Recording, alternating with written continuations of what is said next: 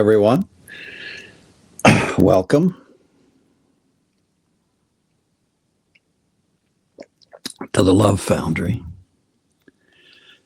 Taylor may join us in a few minutes. It's a little busy for her right now. It's morning in Hawaii, and I'm in California having lunch time with you. So let's see. Today's approach is inspired by Seb, actually, who's working today.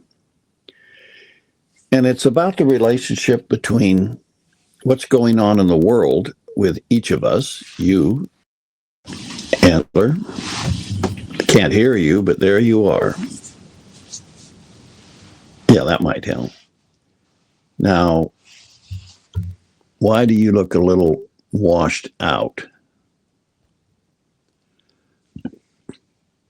Let's see if I can do something here. I don't know what.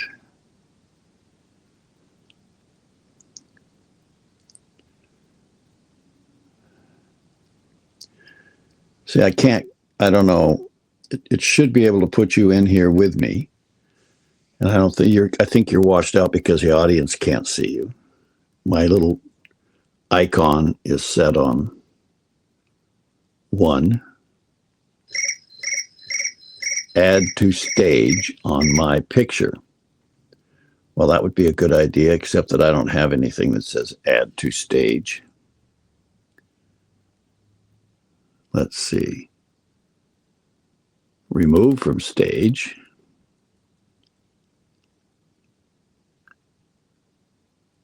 That's what I like about apps that I'm no damn good at. It's caused by, okay, hold on. Having trouble connecting. This is often caused by an unstable internet connection. Well, move closer to your router if you're on Wi-Fi. Well, I think I'm all right. I think it's you, Taylor. How's your router doing? I can't hear you or see you. I do see you sort of washed out. So I don't know. Wave if you can hear me. Okay, so you hear me. That's great. And I'm sure they do too. But it won't add you to the stage. I'll try remove.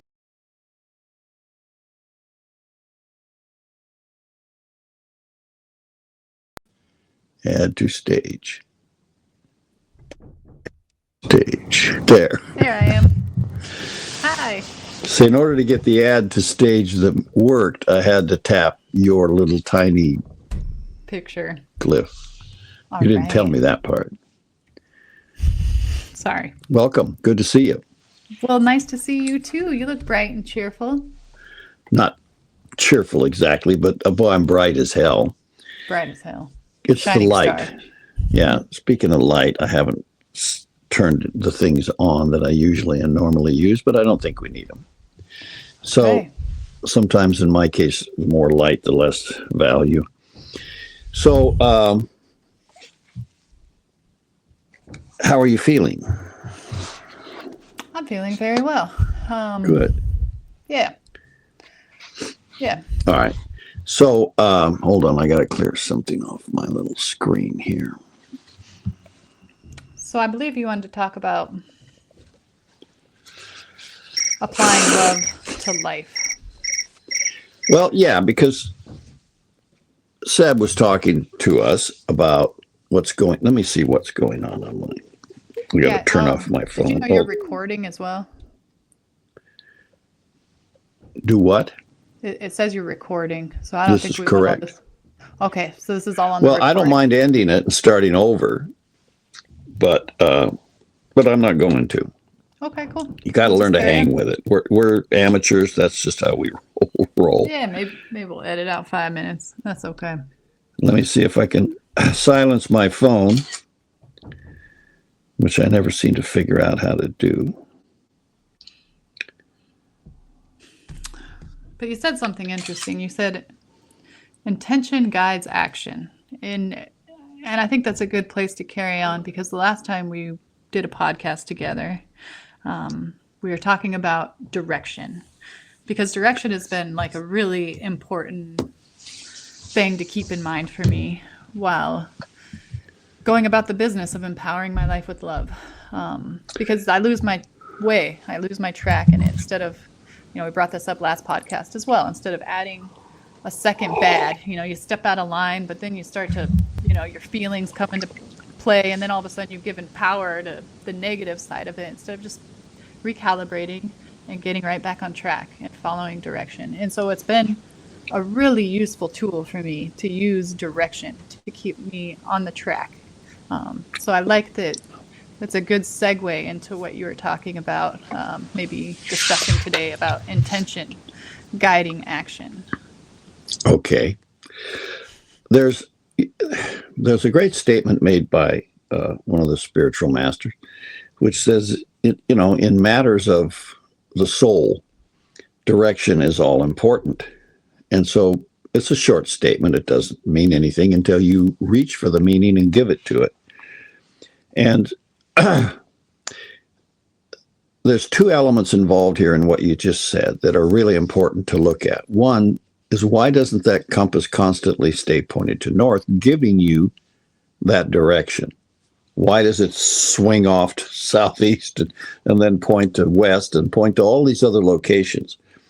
And it's a valuable question, but rather than discuss the why of it, the thing to look at is that it won't continuously point north to your intention to embody yourself with love until you overcome its distractive magnetic pull towards any other direction. Now, and that's just going to take whatever time it does.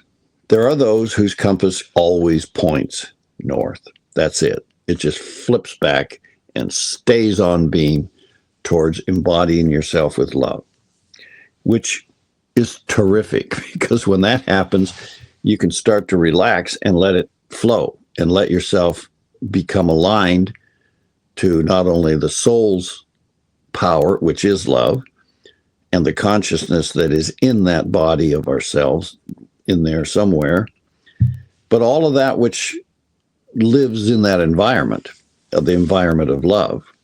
And it is an environment. It's an environment that Earth hasn't made itself consciously and dynamically active with because of the material resistance to it. You're blinking here and there and so on. So don't forget to leave your thing open at the end so that it can set itself up properly. Sounds like a setup. Sounds like we were set up, Dan. Well, we were set up by circumstances, and we're here to cure the circumstances. Now every disease needs a physician, and we're the physician for this one. I want to pause you just for a second, because that's a huge shift in looking at things too, because I grew up in a different generation than you, but it was kind of like there was this overcurrent view of kind of looking at humans as the problem. And for me, realizing that humans are the cure was kind of a dramatic event in my life. And it really opened things up for me in a whole different way. It really put reality in my way of living in a different way. It was like all of a sudden it made sense. Lots of things kind of clicked and aligned when I came to that understanding, because it was like, you're just always looking at how humans are the problem. Humans are creating these things. Humans are destroying the world. Humans, it's always this negative. But when you take the time to actually look at how humans are not necessarily, we're fucked up stewards to this planet. I get that, but we actually are the fix. So all right. I just wanted to take a second with that point. Okay. Well, we have to recognize that I was thinking about it actually this morning, because I was thinking about Rasputin, who was a Russian character back in the days of the Tsar and the last Tsar and Anastasia and stuff like that. And he had a reputation for being an absolute lunatic, to the point where eventually everybody decided it was better that he go. So they decided to kill him, and they just couldn't. kill the bastard. It took them forever. I mean, they poisoned him. They beat him up. They stabbed him. They finally took him out on a lake, broke a hole in the ice, I think, and dumped him in. And because he was a fierce human, he was a fierce, powerful human, but he had a reputation for saving the son of the Tsar, who was a hemophiliac. He was a bleeder. And he would have these spells where he would get ill. And I don't know the ins and outs of the disease that he was suffering from, but he was close to death. So Rasputin reportedly, and I wasn't there, but reportedly would show up and save the kid. And so he had favor with the Tsar, so he could get in the middle of things and muck things up. But he was like a wild gypsy guy. And it reminds us, and then I was comparing that to a British spiritual master by the name of the Master P. He's what he's called in the theosophical world. He was the Master P.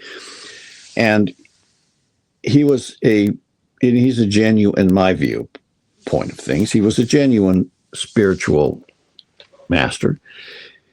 And he was healing people because he was good at it. He was good at that sort of thing. And his own daughter died, but he could save everybody else. That just somehow seems to be the case, which that was his crucifixion, is how he thought of her. And but anyway, he was healing people in England. And the British, with their love of law and order, arrested him and were going to send him off to the Hooskow for healing people without the king's permission. And this is around 1890. It should be a relatively enlightened age, or 1880 or somewhere, when Rasputin was at the court of Russia. So he got tired of that idea and left England and went to Russia at the same time Rasputin was there, which is why I think there may be some connection between healing the kid and the story of Rasputin. I'm not certain of that. Anyway, when he got there, the Russians, who didn't have all of that falderall about requiring papers signed by somebody or another in order for you to heal, said, sure, you want to heal? We're down for that. And they did it the old-fashioned way. They just gave him a ward full of really sick people and said, here's a ward full of really sick people. Show us what you can do, which is sort of a practical way of getting to the bottom of the deal, which sorts out the amateurs from the pros. So he took the ward and he healed every person in it. I don't know how, he just did, or it did. They got healed, let's put it that way, which we can only assume that love is engaged in this process somehow. Now, he didn't have any of these personality quirks like Rasputin did. He was a pretty straight up guy. So they said, okay, welcome to Russia, heal anybody you want. And I don't know what his relationship was to the hemophiliac kid, but he worked on people there.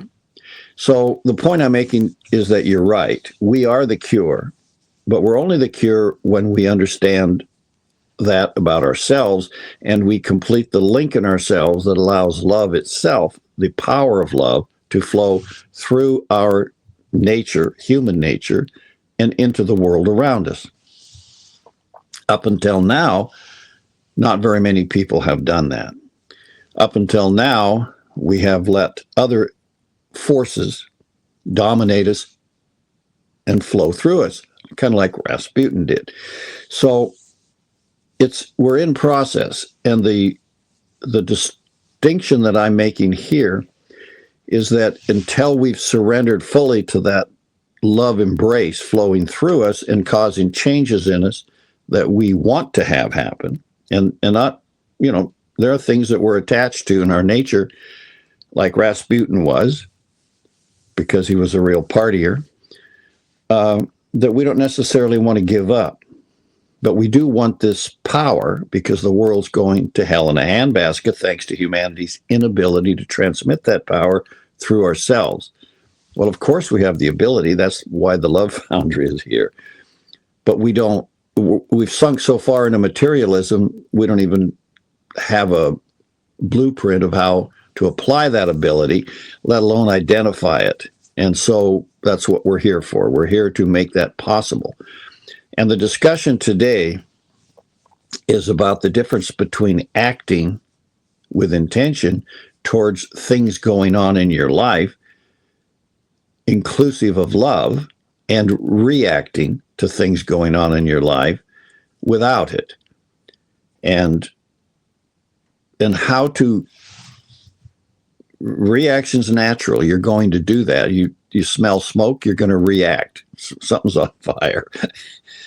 But if we let that disconnect, the PBS board of our consciousness can only handle so many calls at a time. So if we are connected in, we're meditating, love is in our intention, and then we smell smoke, boom, boom, boom, we unplug love, we unplug everything else, and we plug in what the hell's going on, and we start reacting to the smell of smoke, or the sound of gunfire, or the scream of one of your kids, or any one of a number of things that's happening to us on a daily basis. And right now, I'm having this discussion because the world is on fire. We can smell smoke everywhere. Well, you're close to Lahaina, which the fire's out, but you could still smell the smoke. And I'm close to the Pacific Palisades in LA, and it was pretty toxic when it was burning. More toxic than your place. You were burning seaweed and old wood and a few little tar paper. Here we were burning Teslas and lithium and a lot of other chemicals. And it's was pretty toxic while it was burning down. So we could react to all of that, but we also simultaneously can link to love and act. They aren't either or, and it's not mutually exclusive. And until you set your intention to do that, keep your compass pointed to north, pointed to love, because you need that energy in your consciousness and in your body, in your heart, in your head, in all of the elements of your anatomy while you deal with any emergency. And that means any emergency. The greater the emergency, the more you need to immediately turn on that link that goes to love, and then consciously set it to come to you and then through you to whatever the circumstances are. Now, you can think that maybe being linked to love all the time would prevent that smoke from appearing, but that's not the case. Karma is its own mystery. Oh, you've got your chickens. I hear them in the background. Yeah, sorry about that. Is that your chickens, the neighbor's chickens, or wild chickens? That one is ours. They usually get a little wild when they're laying eggs. Yeah, well, I do too. Yeah.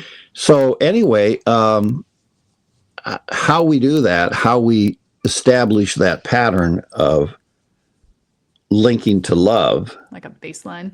Yeah, that should be your baseline when you wake up in the morning. Establish that link. Now, empowering yourself with it takes several steps. But establishing that link is like the first step. And it doesn't have to be the first step, but for me, waking up and invoking love is the automatic for me. Mm-hmm. Now, that doesn't mean there aren't things in the way of that in my own mental nature or my emotional body or my physical, depending on how I'm feeling, what's going on in my life. Because like you, like me, like most everybody, we're still establishing this constant condition of transmission of love. Not just, love never stands still. So if you invoke it, you let go of it simultaneously. Mm-hmm. Our brain kind of works step by step. So you think, oh, I'm going to invoke it. I am the soul, or I am love, or I am God, or I am whatever you think will invoke love. And any of those would, if you focused on them as love. Mm-hmm. But that's not going to stop with you. It's going to immediately come to you and out. And whatever your intention is focused on in the world, in this case, the chickens, are going to be the beneficiary of that expression of love. So how are we going to do this? We're going to have to follow some basic steps.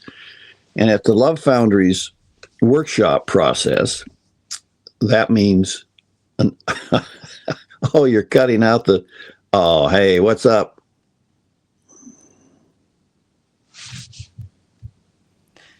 Phoenix says hi. Wave to Uncle Dane.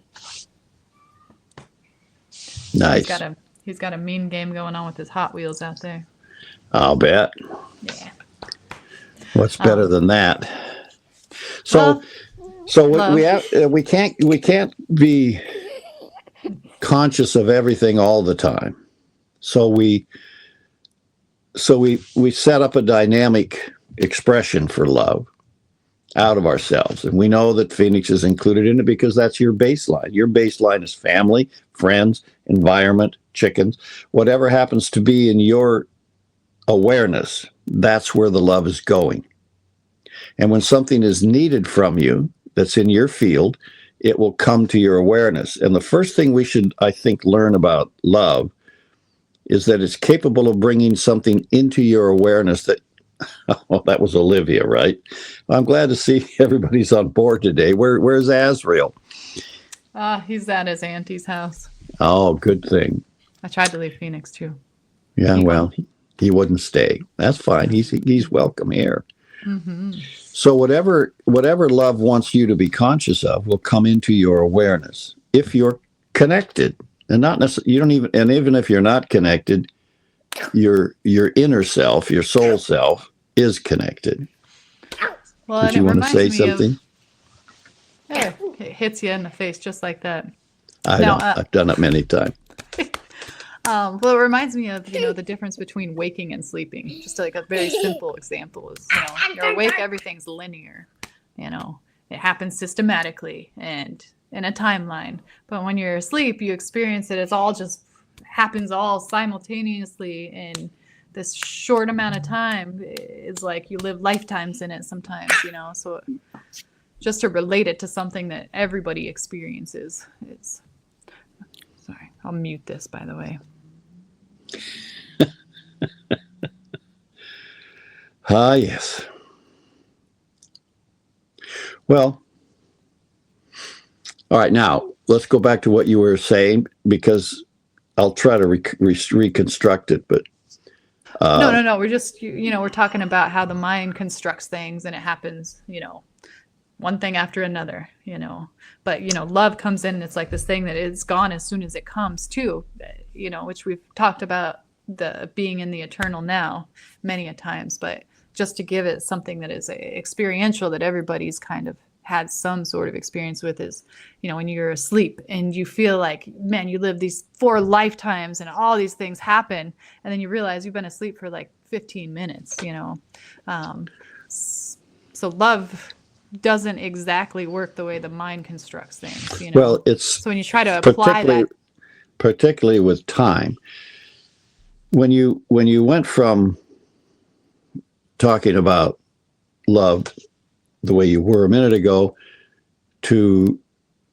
what happens in a 15-minute period if you're asleep or something, now you're talking about moving into the eternal now, which is where love exists. But love never leaves the eternal now. And a lot can get done in that location in consciousness because it's all a simultaneous event. There is no past, present, or future in the eternal now. It's all one simultaneous event. And that's not something the brain is comfortable with. And it's not comfortable because the brain is a chemistry event, and chemistry is material. It operates sequentially. If you're going to set up a chemical formula, it can operate fast, like a bomb. That happens pretty quickly, but it's still sequential in its event. The ignition, the expression of gases, the burning of the gases, the explosion, all of that stuff is going on in sequential events. And the chemistry in the brain is doing exactly the same thing. And that gives us the illusion of time, basically. So So if we're going to have that happening in us, then we're going to have to recognize that love can get a lot done in a short time. So in this conversation we're having today, we're looking at how we can hold a relationship to love as a source in us and at the same time react to things going on sequentially in the world around us. And if love brings something into our consciousness, which is like Phoenix rambling into the space, then we have to include it. It's a call to us for love, always, always. No matter what else is going on, when nature brings something into our space of consciousness, it's a call for love in one form or another. And exactly. Once you realize that, gosh, like today, for instance, my sister called me. She's having some problems or something. Hang on there, Phoenix. Yeah, mommy's talking. Anyways, so I realized, it's like, so I'll just jump in my car and go down there. There was this call, and I have these things I got to do in my days. And, we all do. But I just kind of dropped everything because I realized that in that moment. I was like, when there's a call, you got to do what you can do, even if. Sorry about this. I'm going to go ahead and mute myself again. You can breathe. Just stop making noise. Yeah, my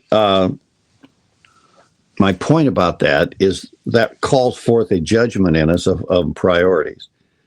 What do I do first? What do I do now? What do we do to establish the link that love needs? And once we learn that love doesn't need us to tell it what to do, in other words, the task with love is really quite simple in the world. Register it, give it away, and get on about your business.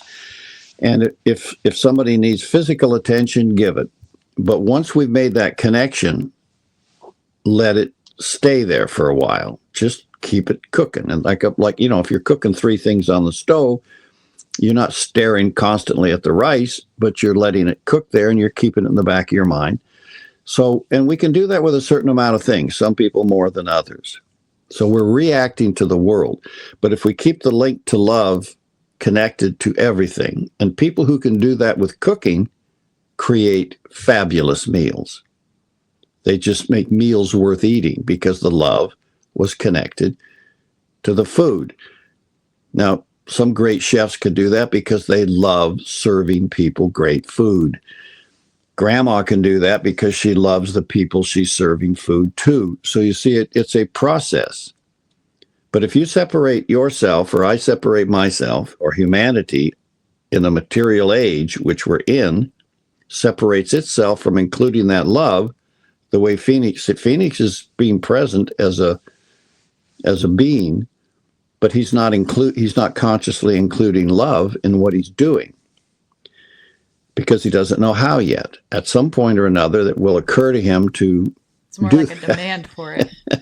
He's looking for attention. He's looking for attention and willing to distract other people's attention to get it, which is not complementary to everything in his environment. But that's just part of growing up. He will get there. He will get to the place where he will realize the value of not interfering with love, and that there's only so many times you can hit yourself in the face before you realize that's not going to work out as a strategy over time. So I want this particular podcast on connecting to be seen. I want it to be looked at. Look at it in terms of what you're doing in your life when you respond to what's going on in the world. And a lot's going on. You got Trump stomping around in the world, bringing all these things out into the space to be reckoned with, to be evaluated. He's not here to be the teacher of how to invest love in all those things, or he'd be having a different conversation. But he is doing something. He's certainly raising it up into the place where people have to look at it and decide, what am I going to do about it? Like Phoenix whacking himself. How is that going to work out? Well, you can look at what's going on that Trump is doing, or Elon Musk, or somebody else in the world, Putin, anybody, and you can make a judgment about it. You can react to it, or you can connect love to it. And if you react to the messenger, in this case, a Putin or a Trump or a Zelensky or whatever those people are that are out there bringing to your attention through media something going on in the world, what they say about it or think about it or advocate about it isn't what's important. Connecting love to it is what's important. Then love begins to unfold the destiny contained in the experience. And it may not be the destiny that you wanted, but if you recognize that love is the only creator, then you back off for a second and stop making all these judgments based on your personal attachment. If you're working for the government and you see Elon coming with Doge, you think to yourself, oh, shit, there goes my job. That might be the case. But he's not serving your job. His purpose is to get the government to a size that's necessary. If your house is on fire, you don't need 50 fire trucks. 50 fire trucks will just jam the street, create a lot of waste of energy. But all the firemen are like, well, that's how I make my money. But when we haven't had a fire for a while, so we all came. Well, the government needs a certain amount of people to run it. And from Elon's experience with X, which was then Twitter, he found out that there was an enormous amount of money sloshing around, which wasn't money being earned. It was money people had put into the company by buying stock and things of that nature, which is not generative. So people buying ads, that was generative. So he saw all these people doing nothing or very little, in his opinion, and taking money from something that wasn't earning anything like that amount of money. And being a practical, financially minded guy, he said, this can't sustain. If you have a small town and you have 500 firemen, you're not going to be able to pay them. You're not going to be able to support them all. And then they look at the fact that we have $32 trillion worth of debt in this country by having way too many firemen for the amount of fires we have, or way too many of anything. Then you have to stop and look at it from a practical point of view. That doesn't mean the right guy gets fired, and that doesn't mean that it's helpful to those people's lives. But in the long run, if you connect to love, you have a stabilizing influence going on in the midst of the reactionary chaos. So I can choose when I see Doge coming and I've got a whole bunch of people working on some department of the government, I can react to that because it's threatening to me personally. Or I can invoke love and hope for a soft landing. Because if that department of the government needs to have 1/4 of the amount of people running it that it has, that should happen. According to love, the organism of the United States needs to be healthy. And if you have too many people doing the wrong jobs, then you're not healthy. You've got an ill health. Too much of this, too much of that. So bringing it into balance and bringing it into health is a matter of effort, conscious effort. Nobody wants to have their job eliminated. So our response as a cell in the body of the organism of the United States, if we're going to live in the future, is to start now, invoke love, bring it into your experience, and let it have power in you.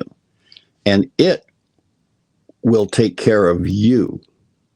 And through you, if you don't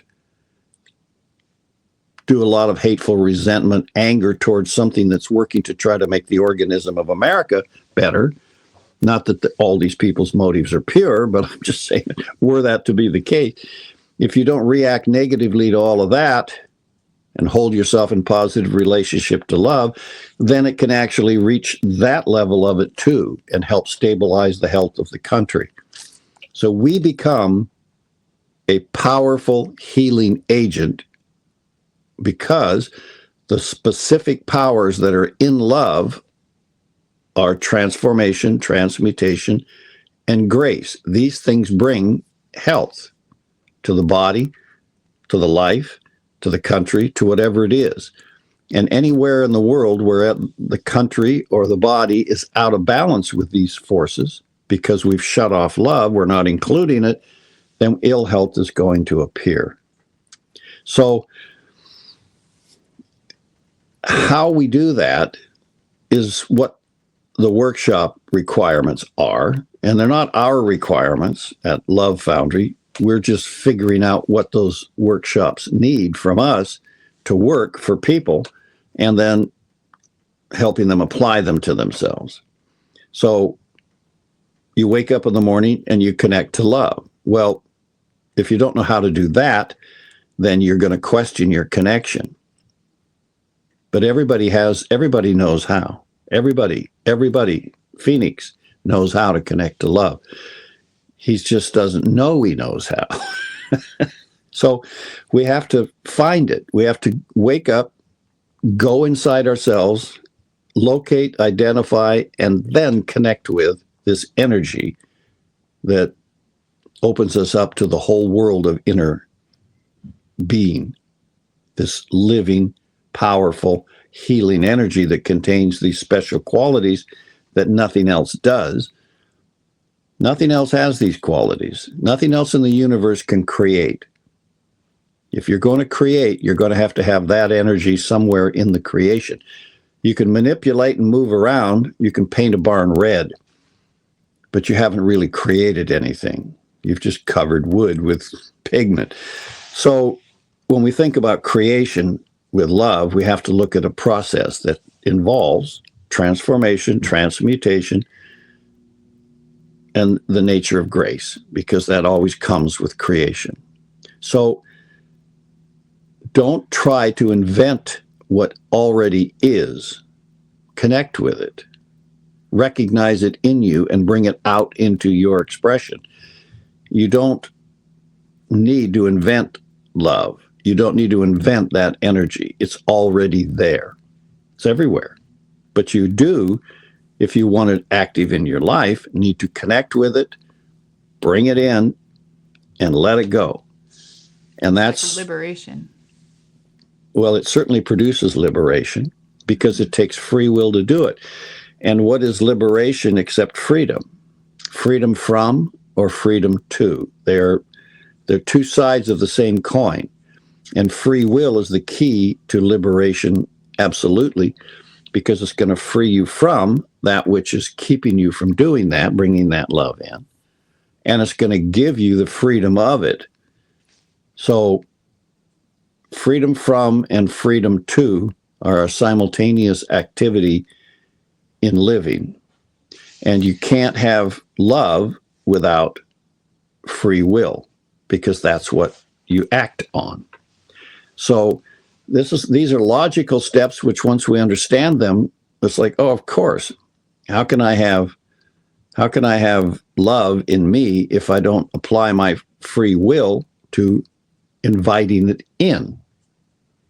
Now, I don't know why that's a requirement, but I think it's a requirement because of that very problem that we are here to solve on this planet. Healing this planet and humanity as well requires that we bring this love in and apply it to ourselves. And when it shows up in a human form, healing is almost universal. We have countless experiences of people connecting to this mysterious energy and healing in their life being the result. Now, why didn't love prevent the disease in the first place? That's a philosophical question, but it has a logical answer. So we have to experience our lives in order to get to the understanding that allows us to bring in the solution to the problem. And humanity is very close to this right now, closer than it's ever been. We're more material than we've ever been. There's terrible things going on out there all over the planet. And it's not carbon's fault that the weather's bad. It's our fault. We're the ones that produce the carbon. So when you get back down to it, volcanoes produce carbon too. So we and volcanoes have something in common. We produce carbon. Now, if you set off enough volcanoes, you're going to destabilize the weather. Everybody can figure that out. And so if we produce enough destabilizing elements, we will affect the weather too. But that doesn't mean that carbon's doing it. It means that we're doing it. But we're not doing it because we're producing carbon. We're destabilizing the weather because we are not transmitting love. That's all. And you can't you want to be a reductionist in this world today, and many do. Many scientists do, many humans do, many politicians certainly do. If you want to be a reductionist and reduce everything to a material cause, then the side effect of that is to build a ceiling over you that blocks love, because you're denying it. You're denying its reality in your environment, your inner environment. And that's what materialism has the tendency to do. That doesn't make it bad. It just means that we are falling for that. We're letting materialism build a platform over the top of us that blocks higher frequency energies, lives, and connections that can heal, change, transform, and improve our lives. And if we keep doing that, your life will start to fall into a deeper and deeper well. Like and there's really no bottom to that. Down. Yeah, it'll break everything down, and there's no bottom to that. Death is not the outcome of that. Slavery is breaking down farther. Yeah, it's the enslavement of the human spirit. Nobody talks about spirit anymore. Spirit was a big topic of conversation in the past. There are times when the spirit of God or the spirit of love or the spirit of energy or the spirit of your life was a common conversation. Not now. Yeah. No. And that's the effect of materializing. Soul is coming back into the conversation, at least from my experience and growing up. I mean, I'm 41. So in 41 years, I've never heard as much talk about soul in conversations outside of my own inner kind of circles as I do now.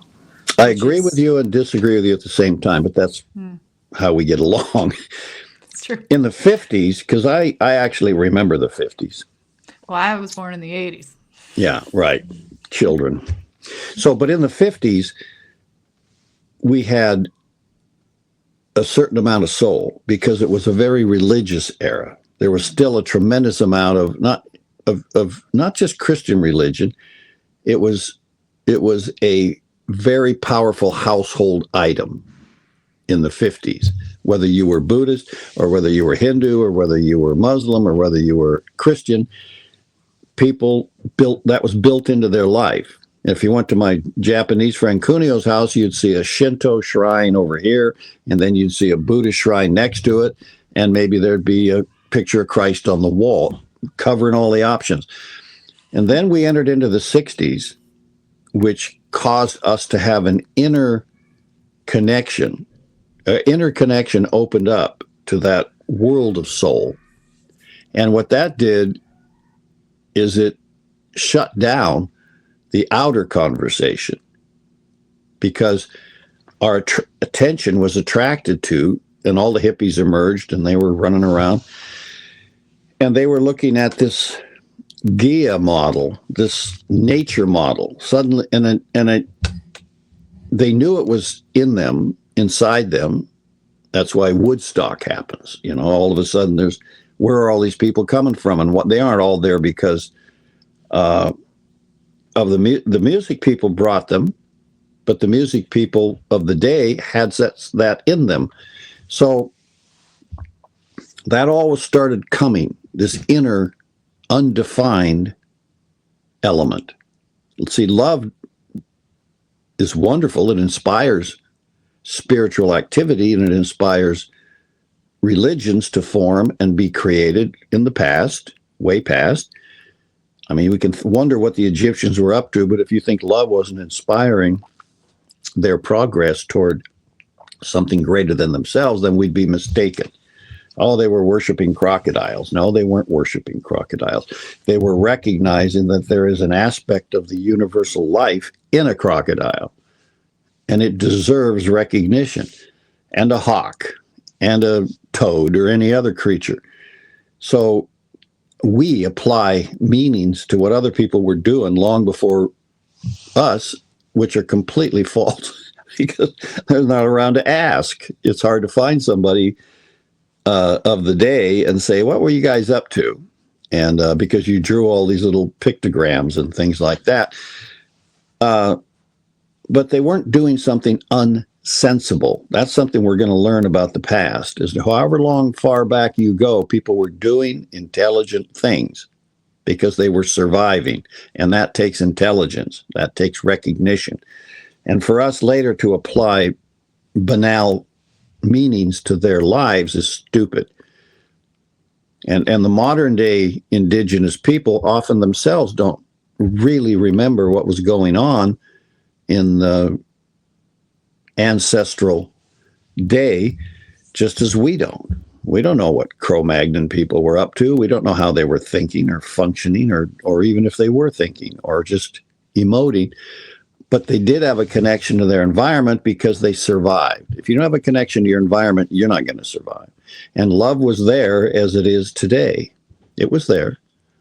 And so what was it doing? Well, we don't even know what it's doing today. So how can we apply meanings to what it was doing then?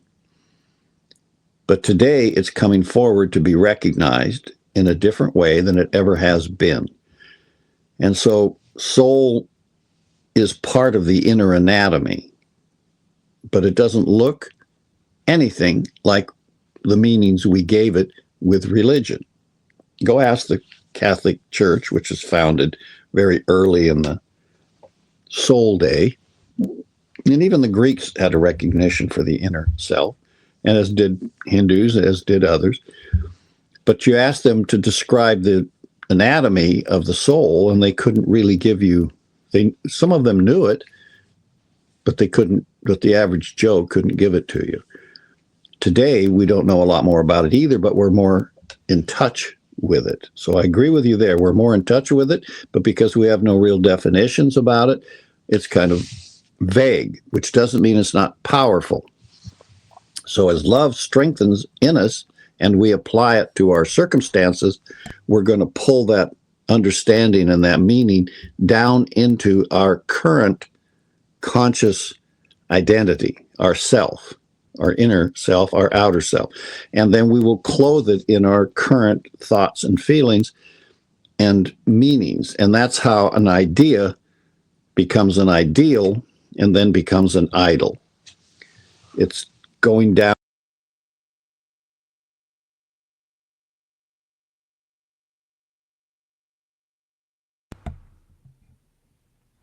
Can you hear me, Dan?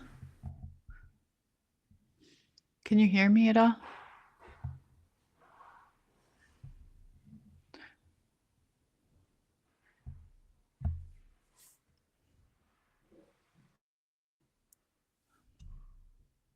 I lost sound.